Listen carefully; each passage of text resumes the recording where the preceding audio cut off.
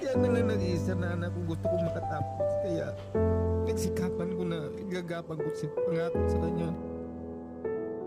Alam mo ba anak, mula nung pinanganak ka, ako na yata yung pinakamasayang ama. Labis ang tuwa ko nung sinilang ka ng iyong ina. Isang babaeng malusog at agad kong kinarga ka. Kaya nagsikap ako para sa iyong pangangailangan. Ginawa ko ang lahat, ganun kita inalagaan. Kahit na isang hamak na taxi driver lang ako, ginampanan ko ang lahat. Mapag-aral ko lang kayo, nagdaan ng ilang taon at nagkaedad ka na.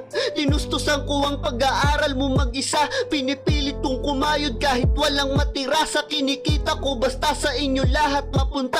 Hanggang tumanda ako't meron ng nararamdaman. Para sa mga luho mo di kita hinindian. Sustento ko sa'yo araw-araw 500. Anak patawad kung para sa'yo lahat kulang pa yan.